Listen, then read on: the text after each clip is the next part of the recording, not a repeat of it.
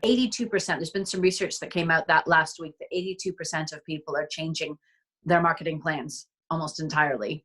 So it is that piece of if you're going to do something, what do you do, and what's going to be most beneficial to you now. In terms of how you communicate now, or how you use the time right now, I would say it's extremely important you get your tone of voice right. There's a lot going on right now, and in terms of how you communicate now, you need to be acknowledging that we're in incredibly uncertain times. People are feeling nervous. People are going through different things right now, some horrendous things, some people are bored at home. There's a whole range of things, but there has to be a real empathy about what people are going through right now and acknowledging that. And some of the communication pieces are about understanding we're in changing times. And then if you're a brand or an individual, it's how do you contribute to the conversation positively? And if you don't have something positive to say, or you're not going to be contributing, you don't need to be talking all the time. But it's really about how can you in some of your communications acknowledge that there's big change afoot, and that we're going through difficult times, and how can you be inspiring and uplifting in that period, or how can you be part of the solution? And that's sort of the immediate piece right now. How do you look at how you're communicating? And earlier when we were chatting, you were saying a key part of that also, kind of what we should be doing now, is also getting our houses in order. So what yes, is that was yes. Entail? Yes, sorry, and I thought we were going to come on to that later. That is the most important thing that we would advise right now. So the piece about the tone of voice is the now, how you're communicating now. But we know things are going to be different in coming months. They're not going to go back exactly like they were. But what is really important right now for brands is that you're not waiting for things to be better before you start doing. And if you sort of use this acknowledgement, this analogy of getting your house in order, there's a little bit about like, what are you doing at home now? People are probably doing some things of tidying and getting things organized. And this is a really good opportunity, even though it's an unknown time, to start thinking about and how are we talking about our brand? How do we really get to know our target audiences? Let's delve deeper into that. Let's look at what they're thinking. What media are they consuming right now? What are our competitors doing? To really, really look at that. And it's the sort of thing that brands always want to do that work, but it's often something that takes big thinking. It takes concentration. It takes getting full teams together. And sometimes that doesn't happen as much as it should do, and one of the things we're finding is amazing that founders of these businesses are now know they need to devote the time to that, because times ahead are uncertain and they need to be as strong and as differentiated as they can be and as well articulated. So people are really spending that time. And what we're finding, we've done a couple of weeks ago, we started with our first online brand workshop. And actually I was concerned that it wouldn't work on Zoom. It worked almost better than when we do it in our office. When we do it in our office, we have lots of treats and it's more fun, I suppose. But actually people were very concentrated. We gave them some homework to do. So people really had to think about their positioning and their brand. But I think people want to think about that now. What was interesting for my team was that it was really meaty, interesting work. And they were delighted and inspired by getting to spend that time right now. But I think what you want to come out of that is to feel that when things rebound, and they will rebound, we don't know what that's going to look like exactly, but you want to be in the very best position you can do. And that may be, we're looking at our clients are having contingency plans. Some of them who are retailers are they looking at June openings? Are they looking at August openings? Are they looking at September, end of September? We don't know, but you need to be ready for some of those things. And part of what happens when you do that planning is you can start thinking where there are opportunities.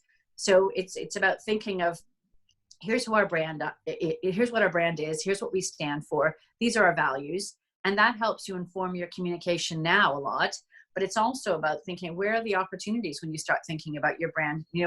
Why shouldn't you be online? Or why shouldn't you have a lot more, use influencers in a different way? It's just really rethinking everything, but being clear on your tone of voice, but also in terms of what your brand personality is, what you stand for, what your purpose is, helps you make all those other decisions and helps you put that time into it so that the next, it's sort of about, you should really be able to clearly say, why are we different from all of our competitors? But then be able to have that work ready when you're ready to jump into, into the next phase when things start getting back to not to normal, but to whatever the new normal is going to be. We were speaking earlier about, and I think that this is something I've been concerned about. Kind of, so how do we do this in a sensitive way? You know, what is in terms of sort of relevance and understanding and having a finger on the, you know, being in line with, I guess, the zeitgeist of where we are at the moment. How do we? Because I find on LinkedIn, and I'm sure everybody would agree with this, that you get sent emails and messages every day from people trying to sell you stuff. So how do we not become part of that kind of crowd? How do we communicate our brands but remain sensitive? And, you know, does everything that we talk about need to have a COVID-19 slant? Does everybody need to, you know, be trying to do something meaningful in that space? Or can we, with good conscience, be kind of presenting our brands without feeling guilty that the tone is wrong or the time is wrong? I don't know. I think for me, that's certainly a really uncertain landscape. That's a great question. And that's what we're getting asked on a daily basis. And I think you have to start from, where are you in the equation? You know, as a brand or as an individual, what do you do? And that's your most important starting point. There are some people who have a really obvious link. You know, I don't think brands or people who are not involved in the medical side of things or the scientific side should be talking about cures for COVID-19. I think we should all be supporting the NHS, but it's finding your place within that conversation. And I think it could be a number of things. I think there needs to be acknowledgement and understanding that these are difficult times. And that acknowledgement allows you to talk about more things. You know, we're finding on the one hand, people just want to be entertained right now or inspired, but it needs to be that out there. And if you're talking about content or conversations with the lens of, this is a difficult time for everybody, we're hoping this is going to make you happy or uplift you. There's so many different ways people can get involved with the conversation. One of the big things that we're seeing that's fantastic that's coming out of this is kindness and compassion, and people who are finding ways to do their part, finding ways to raise money for the NHS, or finding ways just to spread the message creatively about staying home. You know, that's a huge part of this, but brands are finding clever ways to do that. They're also finding inspiring ways to talk about, if you are at home, what can you do? You know, there's brands who we've been working with that are doing online learning. You know, they've been working with an art company who's got fantastic streaming of art classes, and that's something that's inspiring. You know, or we've got people who are talking about, if you are going to be at home, you know, how are you going to cook? You know, and we've had brands who are doing online cooking classes, you know, they're doing food deliveries, you know, so there's lots of different things people can do, but it's really with that lens of, what are you doing in that part? And if you're talking about contributing, then really contribute. You know, I think that's, people see through that very clearly. If you're saying, you know, a lot of brands will decide that they want to raise money for a cause, and that money isn't raised by the brand itself, it's raised by the people who are buying the product. You know, they're giving, you know, a certain percentage of that. And if that's what you're doing, that's fine. You can say that, but brands should be doing something themselves. What are they contributing? And this creativity that we're finding with brands manufacturing things, whether it be hand sterilizer to hand sanitizer through to, you know, upmarket restaurants deciding they're going to do food deliveries for care workers or care homes. You know, there's so many different ways, but it's about creativity. And I think what people are appreciating in communication is that people are thinking differently and all trying to be part of that conversation. If you're not part of any of those conversations, then I think it's probably best to lie low on some of those things. It is an interesting time for founders to speak. We've been having a lot of people saying, I don't normally get on Instagram, or I'm not normally seen as a face for my business. Is now the time? And to that question, we sort of say, well, if you're comfortable with it and you've got something good to say, then now is a good time, but don't feel that you have to. But people are actually really valuing that chance to get an insight into people who've developed brands, and knowing that, you know, they're relatable people, that they've got worries right now. They're not sure where their business is going. And some of the people are getting in front of the camera because they know that's going to give them a better shot at keeping their business afloat. You know, they're out there communicating because they want somebody to see. They want to create partnerships or strategic relationships with people that are going to allow them to sell their product differently or to get new audiences. But it's also a piece where people get to see people inside their homes. They get to have a whole different understanding of somebody who's behind a brand. And a lot of the times people choose brands, it's because they like what the brand stands for and they're inspired by the founder. I would say that's especially true for female founders. I think we've seen this huge swell of interest in supporting small businesses. We went from this piece of nobody should buy anything right now, we're in lockdown and stay at home, through to actually these are businesses that aren't going to stick around if we don't start supporting them. And that's been a wonderful thing of people shopping locally, people wanting to support brands. You've seen things like people buying gift cards for restaurants who they want to support. Or you see people for small businesses, again, buying gift vouchers for clothing brands or small indie clothing brands who can't be open right now. You touched on collaboration as part of what you were saying as an opportunity. Have you got some examples of how that's been working with your clients and what that looks like? Yeah, I think collaborations can exist on so many levels. They can be quite simple ones of, in the best sense, collaborations are about really creating something incredibly creative and creating a new, taking the brand to a new place. And I think we have a couple of clients who are working on using their brand platform as a place for communication. We've got one who's marketing to teen boys, and they're looking to use their website as a platform to hear how this Gen Z feels and changes of times. They're going to be launching blogs, and it's a very interesting creative project, which is going to lead into a lot more content for them. We have other people who are collaborating with other people in the supply chain. So they're now delivering when they didn't. They're supporting other brands in different ways, and just stuff that they would have seen people as competitors. And now they're saying, here's a brand who's in the same boat as we are, and we know we have the same target audience. Let's work together to look at how we can work and make sure that we still get our product moving. I would say right now is especially interesting if you look at how people are partnering in terms of how they actually get products to market. I think that's incredibly interesting because there's a lot of people right now who don't have anybody working. They've got maybe a founder who's at home, but their websites are closed potentially. Their stores are closed. And for them, how do they use this opportunity to look at other markets? And I think you have to look globally. We have brands who are small brands who never would have thought they would sell in other markets. And now all of a sudden it's partly a matter of survival. We have a retail partner we're working with right now who's helping to get beauty brands and fashion brands into China as pop-ups, and it's a very interesting concept, but they're back up and running in a lot of aspects right now, and they're working differently there, but people are buying there. And that's a really nimble thing these people never would have thought of before. But now they have stock that might go off. They've got short sell-by dates for certain products, and that's a really innovative way to be looking at that.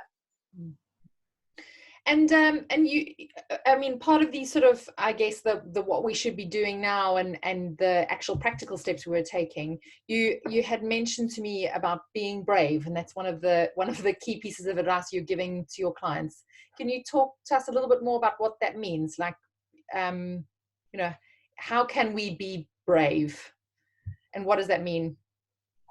I think the China example is in one instance is being brave. It's taking an opportunity to do something you might never have looked at right now.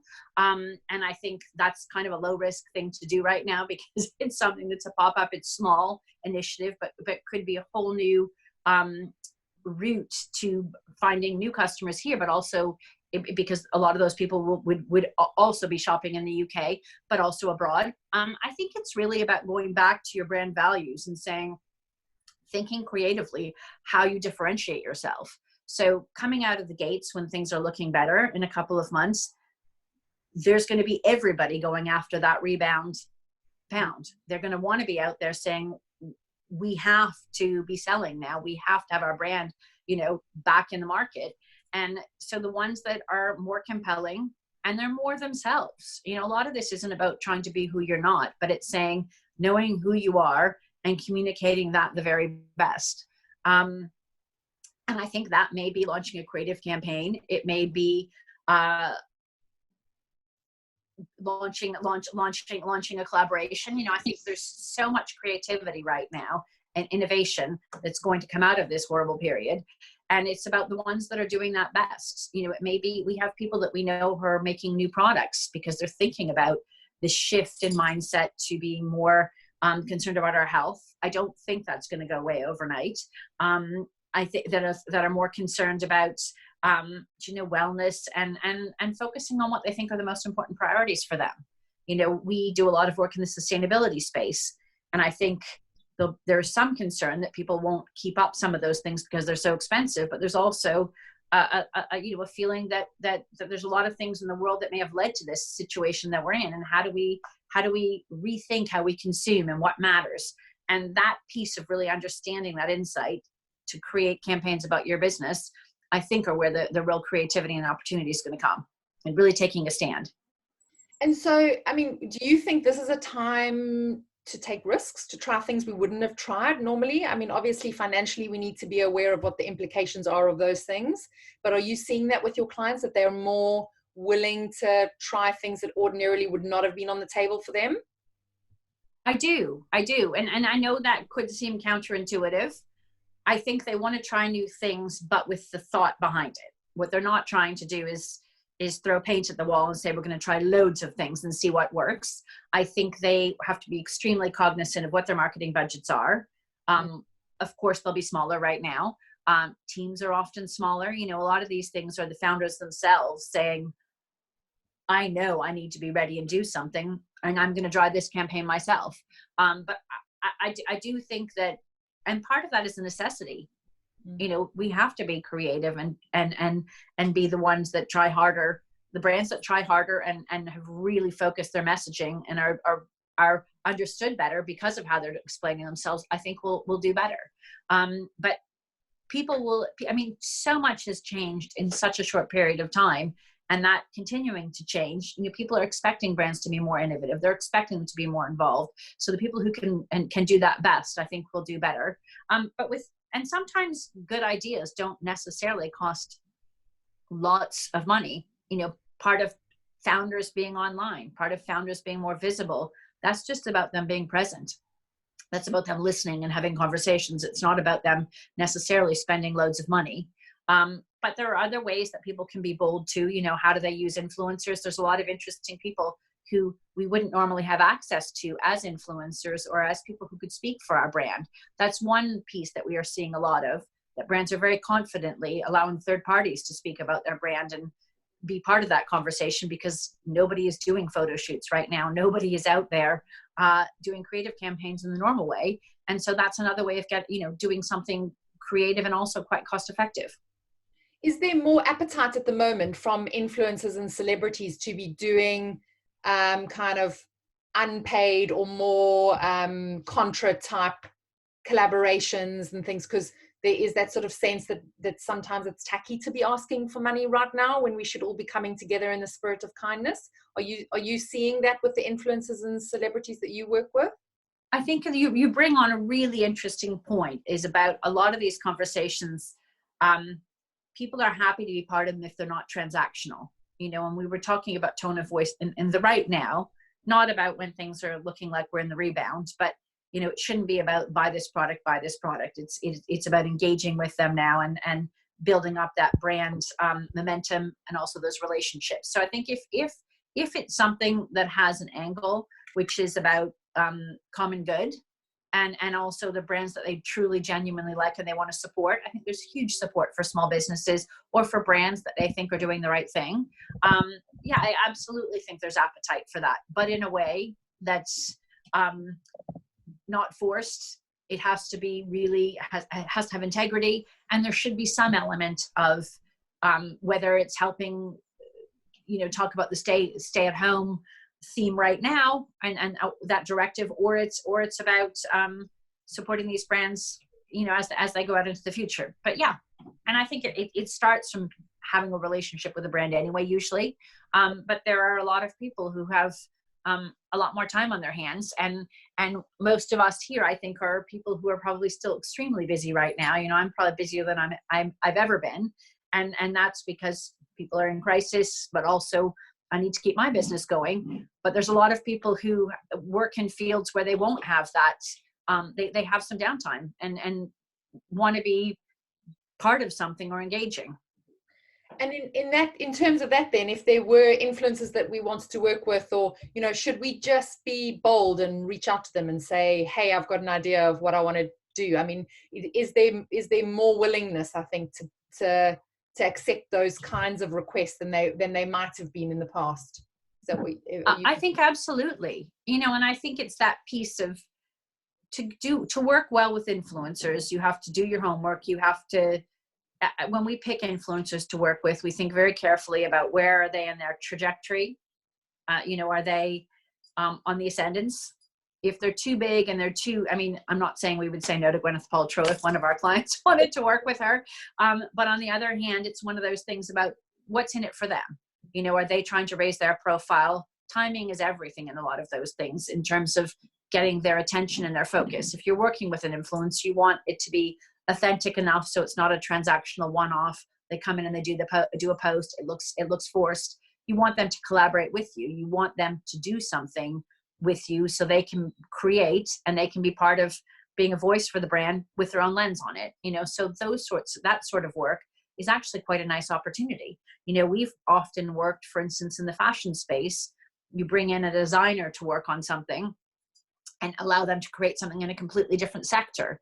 We had a drinks client a couple of years ago, that we worked with Antonio Berardi, the fashion designer, and we allowed him to make this beautiful Italian-inspired set of luggage. He didn't sell that kind of work. He didn't sell those items already within his collections, and he absolutely loved it. And it was an opportunity for him to do something different and be really, really creative. And it helped him too. We paid him for that one in that instance, but a lot of influencers don't always need to be paid if you strike the right deal and it's good for them, whether it's barter and I think people are much more open to that kind of work right now. And it comes down to a compelling ask. If you're asking somebody to do something, you should have gone through those questions of understanding where they are, what is their digital footprint, what influence can they bring to you, but as a brand, what do you bring to them? How big is your platform? Is that good for them because they get seen in a different light, or are you going to be putting PR budget behind something so they're going to have opportunity to be profiled and to raise their profile in ways that are helpful to them too? But I think it's thinking of it in a give and take way. But there's a lot more openness right now. And sometimes a call from the founder of a business is actually very flattering, to be able to pick somebody and say why you like them and have a really compelling reason. And a lot of that is about research. You can often find that if people already like your brand, that's a better starting point than having them not. But if you also think they're a really good fit and they would like your brand, then put a call in, send them some product. Cool. You mentioned sustainability, and I know you do a lot in that space because you have quite a few circular fashion clients, and you work with Positive Luxury as well. Yes. Going forward, because obviously sustainability has been really key in terms of messaging for brands already.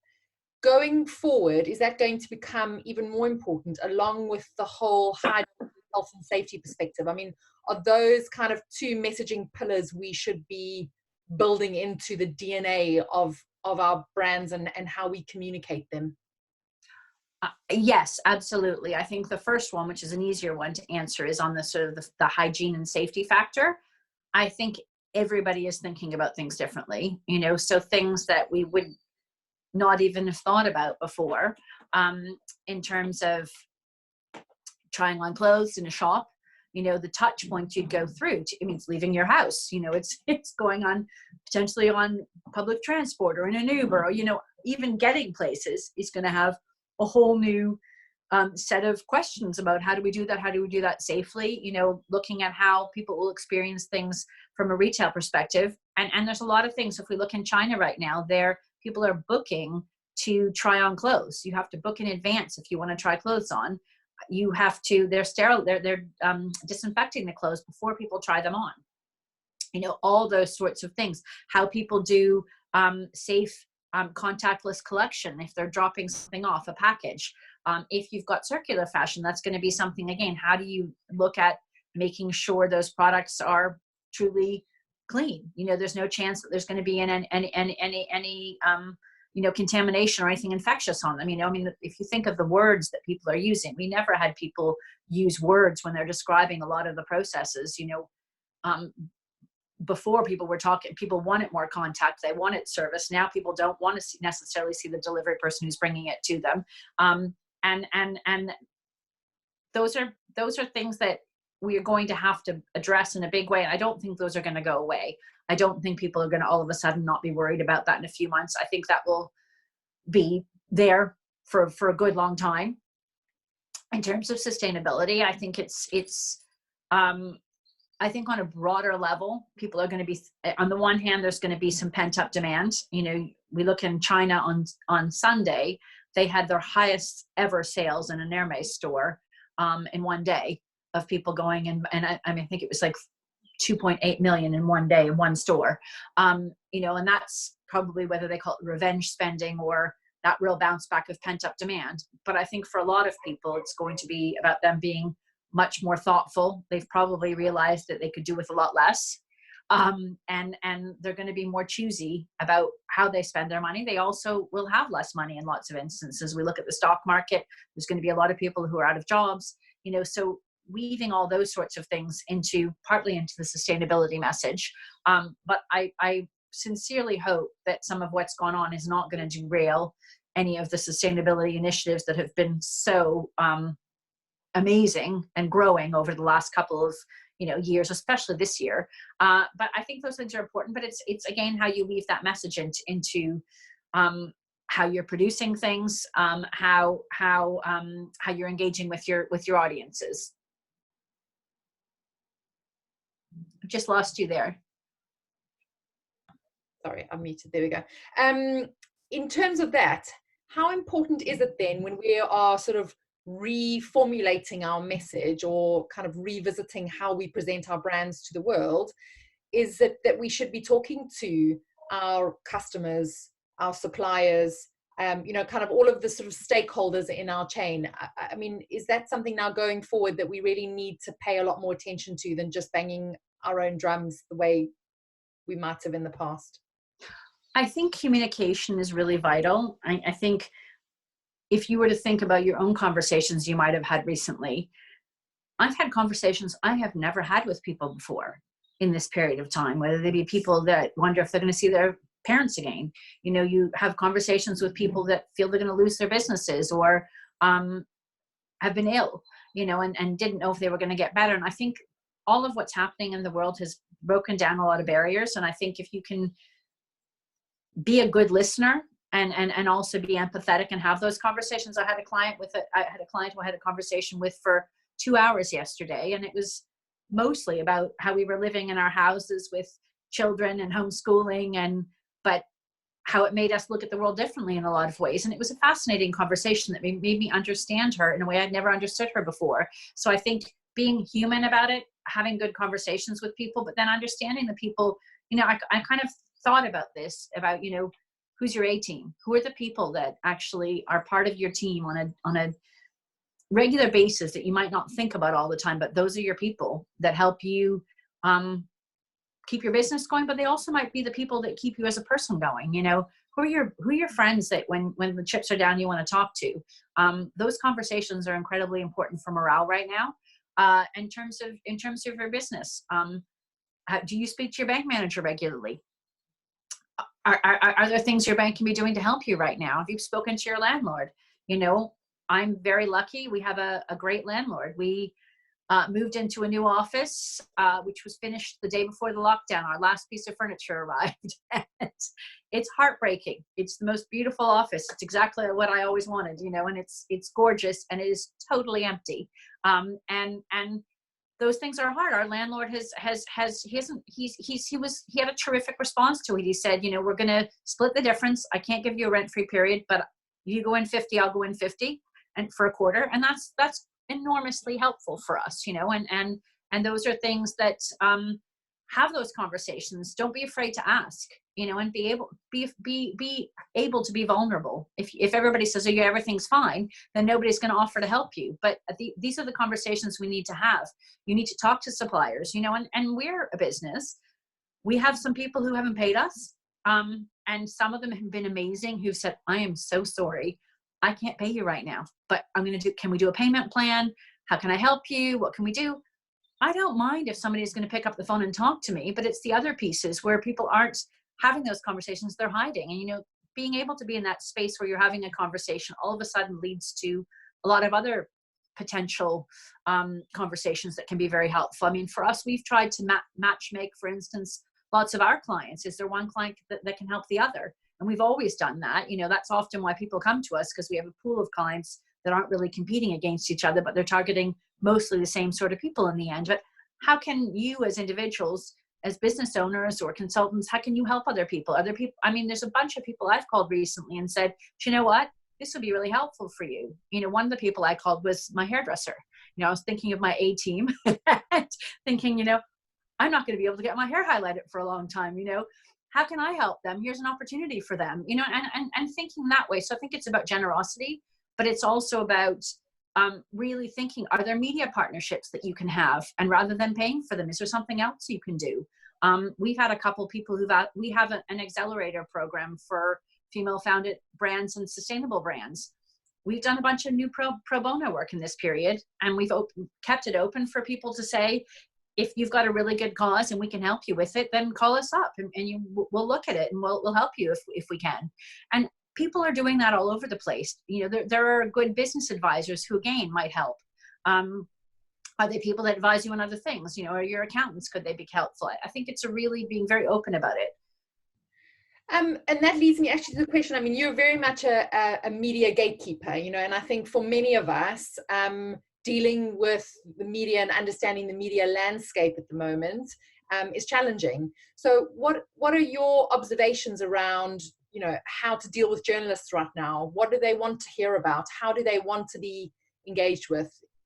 Should we be sending out press releases, or, what's the sort of the best way to approach the media right now?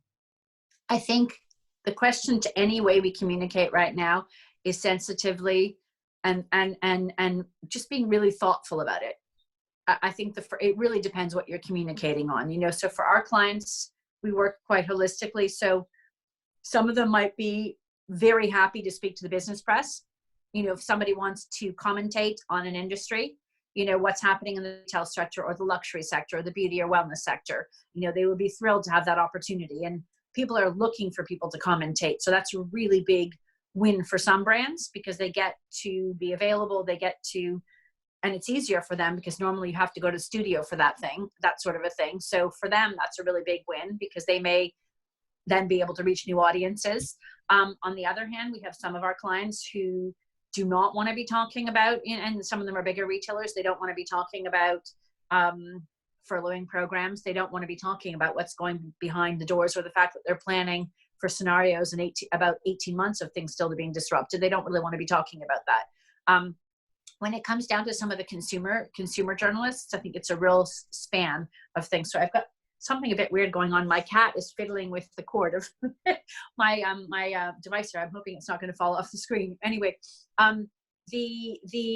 in terms of those sorts of journalists, if you look at the travel press, that's a really tricky one. We've got clients in the luxury travel space. They're now looking at right now how we completely focus on China right now, because we know there's an appetite right there. That's a huge shift for them, and an opportunity for them to become much more digitally savvy. We're now looking at WeChat and how we can support them that way. I think people are looking at how they might do things differently. I think there's a piece in travel that might be very close to home. People want to do staycations. They don't want to get on planes. Alongside this, want to do multi-generational trips. They want to have those milestone moments that they haven't been able to have now, or they may never have again. So I think there's really two schools of thought on that. The main area where we're seeing a lot of interest from press is around anything to do with wellness or beauty. The media are loving having conversations with founders of beauty brands, really easy things that you can do We've been packaging up lots of Q&As from founders of our clients, sending them out to media. They love that. It's easy content. We've got to remember, for journalists, a lot of them are freelancers anyway, so they work from home. So it's not a huge change for them, but then a lot of those people will have children at home, which is incredibly hard. So if we can make their lives easier by prepackaging content that they can use easily. In newsrooms, there are much less people there. There are skeleton staffs. That's really hard as well. But wellness and, thoughtful stuff on wellness, beauty, how to take care of yourself, self-care, how to stay healthy is very, very welcomed right now. I think on the fashion side of things, it's welcomed in terms of how to be comfortable at home. There are some things where people are talking about, what am I looking forward to wearing later? I think that's slightly trickier territory, but I think if it's done well, it's fine. A lot of people are talking about how to clear out their closet, how to look at repurposing their wardrobe, looking at, getting their stuff in order at home.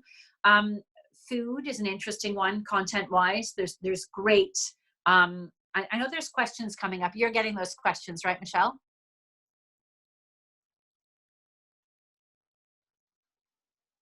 It's just gone silent. Can you hear me? Sorry, I keep muting because my computer's beeping every time people come in and out. Yes, we've got some questions. Okay. No, I'm just saying, I want to make sure that you're getting them because I'm trying to read them and speak at the same time.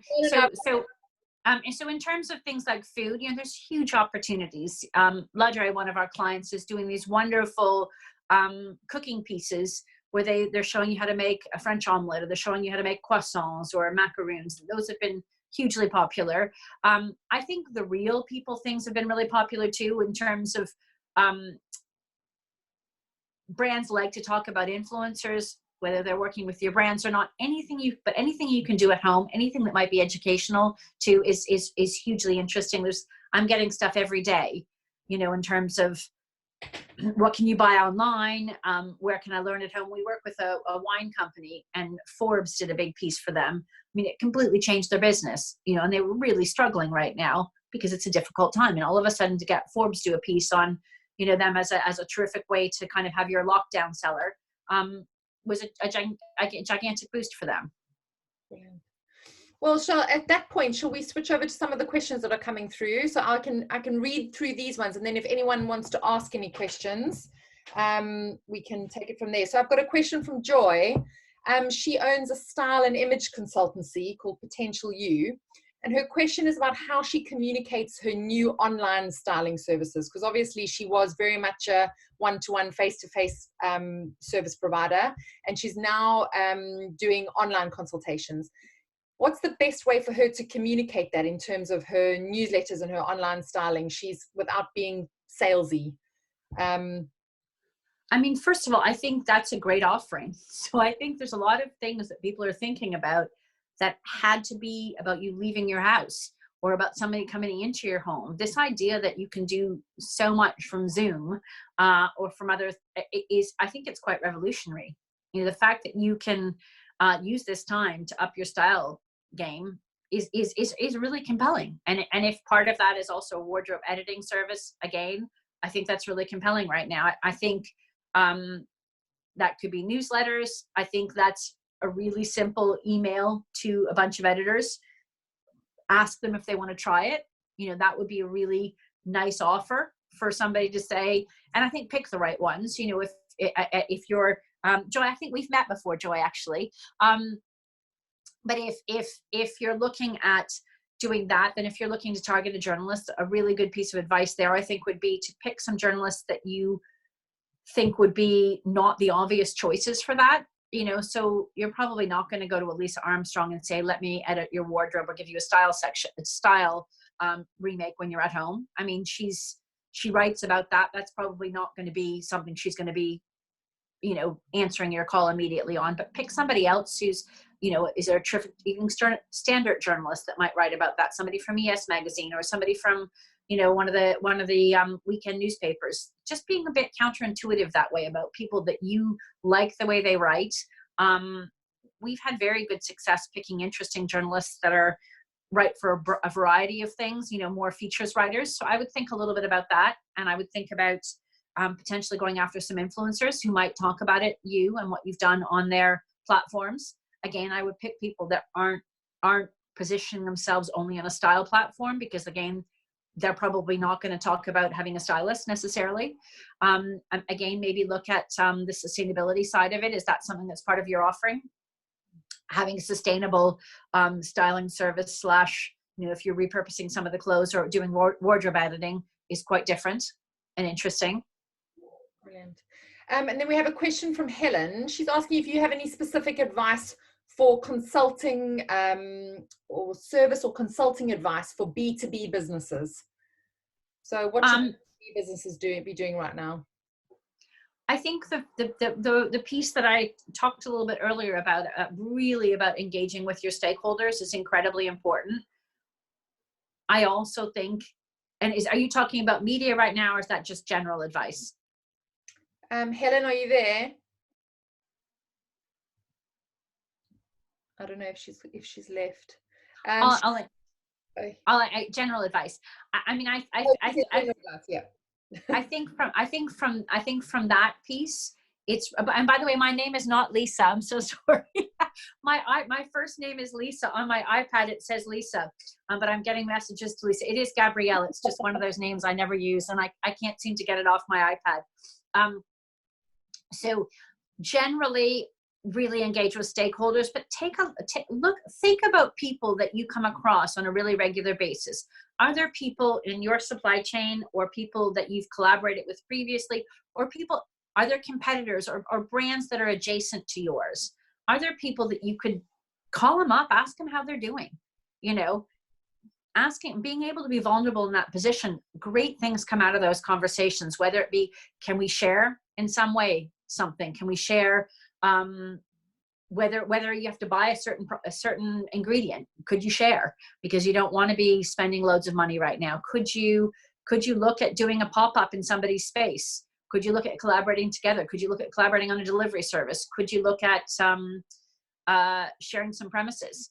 There's lots of things that people could look to do. There's going to be loads of pop-up space after this whole period too. We work a lot with a retail person who specifically does pop-ups with us, and those sort of opportunities for rent-free periods and being ready to go with something really compelling will be there. So I think it's just, and thinking about people you admire in business. Pick up the phone to somebody if you like them. People are so flattered by getting a call from somebody, or somebody who's been through it before.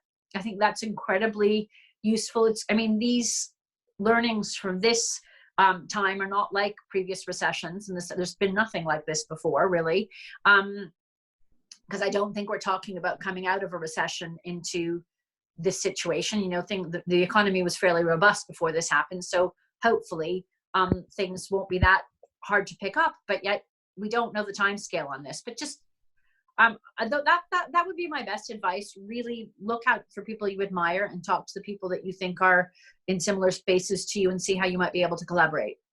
Brilliant. We've had a question about China. What social media platforms would you recommend to market online training courses to Chinese interior designers? Probably want to think about that one, which I would be happy to think about and come back to. I think WeChat is great. The proximity. I think China is quite specific in terms of your targeting and how and who you target. It's quite a different media landscape. A lot of stuff in the media is quite pay to play in China, and you need to be thinking about which sorts of, how do you segment the communities you want very specifically and go after them. So I think it would be probably a WeChat or something like that. I would say that would be my first go, but I would happily talk to you a little bit more about that with a little bit of advice on that, if you'd like. Brilliant. And then we've got a question from Liz, and she's asking, and I think this is a brilliant question, what's your view on discounting offerings, particularly that now that given, potential customers have far less funds available to them, or certainly that's the perception. Is this detrimental to your brand? I think it's all about how you offer value. So I think price slashing, in an overt way, buy it for 40%, 60% off, is never particularly great for building your brand value. I do think it's an interesting time that people have more time to be on their computers looking at where there are discounts. And I think people are expecting, in some respects, that there are going to be discounts. I don't know what's going to happen, in terms of fashion and stuff. We've missed a whole season almost. What's going to happen? Are those people just going to, a lot of people have canceled orders. Are they going to hold off? Are they going to have to sell things at knockdown prices? I think it's being thoughtful about it. I mean, I would hope after some of this, there'll be this wanting to support small businesses, but people are going to be more careful about how they spend. I think anything that you do in terms of discounting should be very thoughtful about how it's done, and careful about which products you do it on in your range. Can you do things that can encourage people to discover different parts of your range or different products? Not necessarily doing it on your hero products, maybe doing it on your hero products if you want to get people to understand them more. But if the wording is important too, in terms of how you discount, you have to be confident in terms of not looking like, your house is on fire and you're trying to sell the stuff off fast. A lot of it's about the tone. Okay. Brilliant. And the levels of discount too. Okay, does anyone else have more questions? I've gone through all the ones in the chat now, but if anyone wants to unmute themselves and ask a question, please do. I just have a question surrounding influencers. You refer to them, and then you refer to designers and sort of more industry leaders. In terms of influencers and people that have built followings on Instagram and social media platforms that don't necessarily possess a skill set, but rather they have an audience that is based on desirability and sort of those kinds of things. Where do you see those types of influencers fitting in going forward? And do you really see them as benefiting brands in a time where we've got to value the old-fashioned kind of skills and hard work? That's a really good question. I think people will think quite thoughtfully about the value those people bring right now, and I think that will be under scrutiny.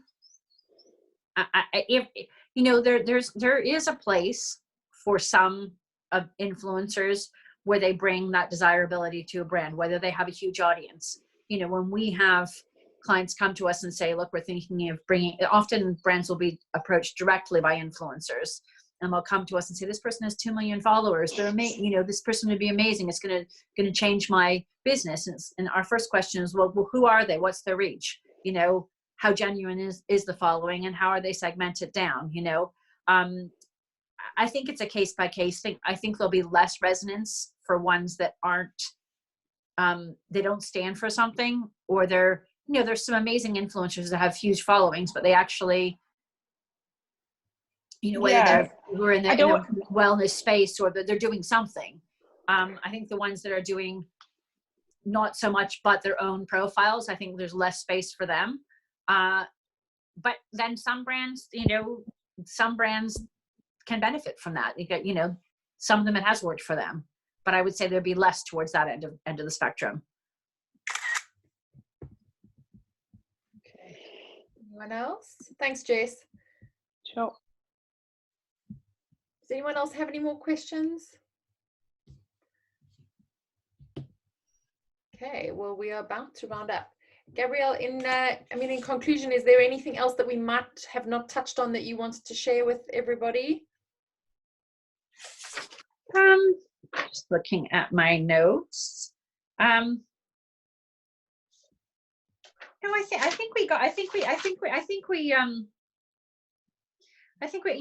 think there's one other piece that I just think has been really an amazing sort of theme for some of the communication people that have been, how they've been talking, that I think is worth thinking about. There's been an amazing kind of solidarity right now of people for the first time seeing some of the people on the front lines in a very different way. And I think there's something incredible about that kindness, but that also that empathy for these people every day are going out and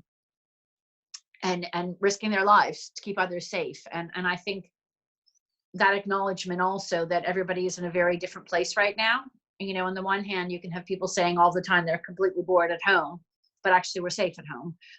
And that sort of thinking and theming, and I'm hoping some of those things will carry on in terms of how brands do thank the people that are, whether they're their own store people that are actually keeping things running because they're behind the tills, or they're still serving people, or people in warehouses. And that whole piece, I think, is something that I hope there'll be a change in prioritization of that, and there'll be a continued thankfulness about that. But I think that's quite rich territory. If you don't have something to speak about yourself, still being able to be thankful for that, and shout out and call out the people that are keeping things running. And that's even to do with your own people in your own supply chain. Are they the people that never get talked about, but they're the people that actually deliver your products, or they're the people who package them up in the warehouse? And that's quite an interesting behind the scenes piece, but also a piece where we can be quite thoughtful and thankful for those people that usually don't get seen.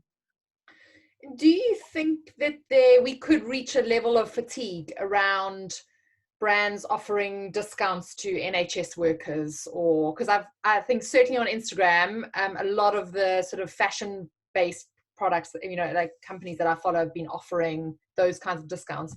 And I suppose I sort of look at them and think, well, yeah, that's great for someone who maybe wouldn't have necessarily been able to afford that before. But do we need to be cautious about how much I think some of it, the bandwagon with these things?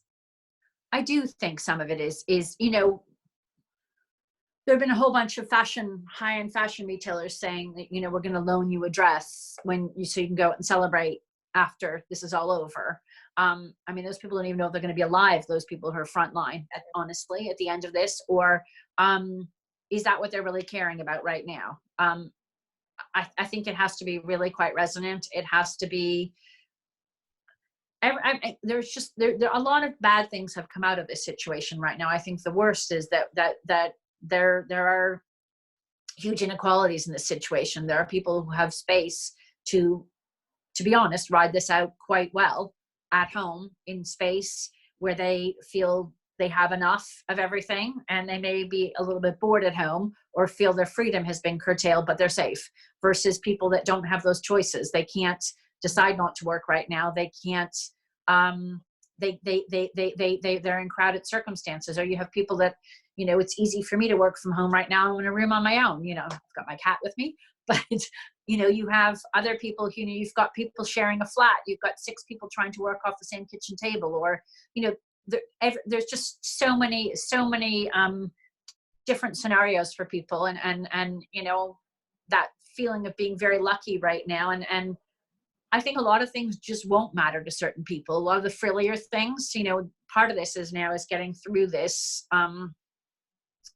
in good health, and also with as little financial, there is huge financial impact, but kind of getting through it with as little damage as possible. And some things can seem very peripheral, and I think that's that's the thing to be watchful of.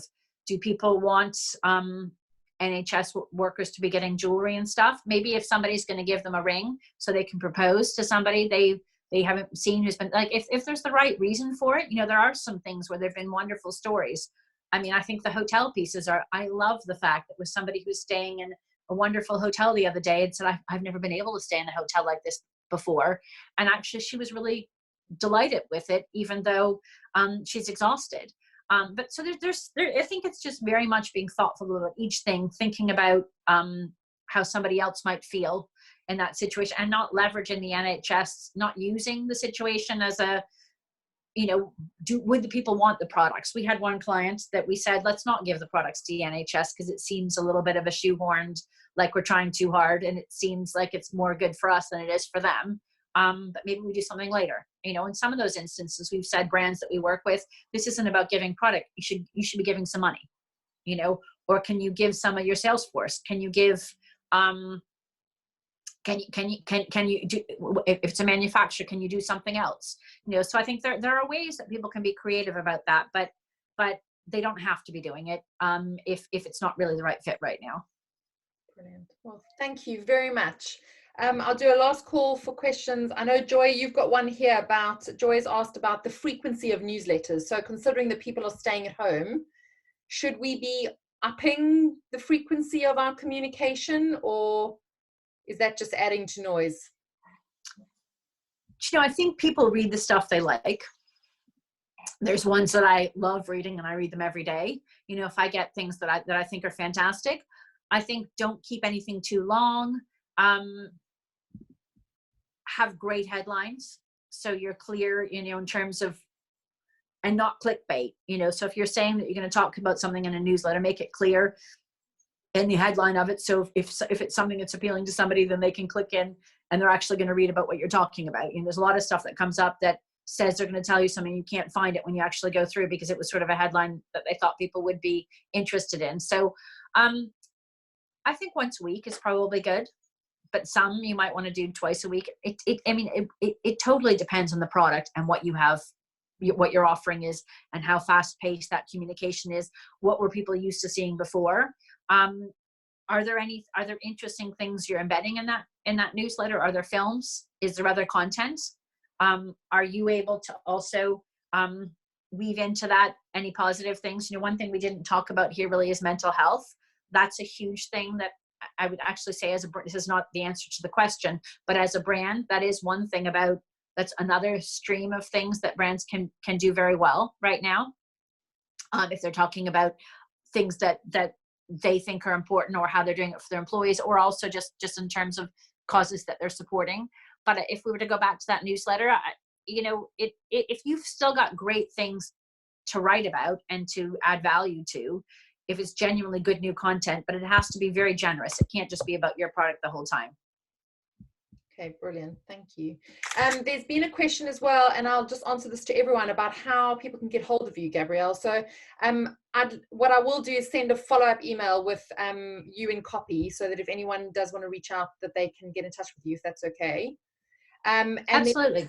I have recorded the session. I started it a minute or two in, but I've recorded it, and as part of the follow-up, I will include a link to that if anyone wants to rewatch it or share it, and as well as kind of your bio and your contact information, Gabrielle. So thank you so much. I know we've had a few people leave already, but a big thank you to everyone for coming in first thing after the Easter weekend. I'm sure that all of us hopefully we all had a good break, and there wasn't too much working, but we can now kind of energize with a spring in our step with great advice from you, Gabrielle. Thank you very much. Move forward. Thank you for having me. But yeah, and thank you very much, everyone. We're going to be having more online events each week, so keep an eye on our events page for those. We've got a couple coming up there's one about LinkedIn profile and how you can best communicate your profile on LinkedIn, particularly given the current situation. And we've got another one on how to pivot your business with some insights from female founders who have done that, which will be really, really interesting. So I'll keep you updated. But thank you very much and have a brilliant day, everyone. Cheers. Bye. Thank you, Gabrielle. That was amazing. It was really fun. No, thank you so much. It was really, really good. And I think at one point there, we had about 60 people on, which is the most I've had so far. Good. Yeah, so really good. Good. Yeah, everyone. And we've had some really, really awesome people on. So I think the advice today will be very far reaching. Thank you.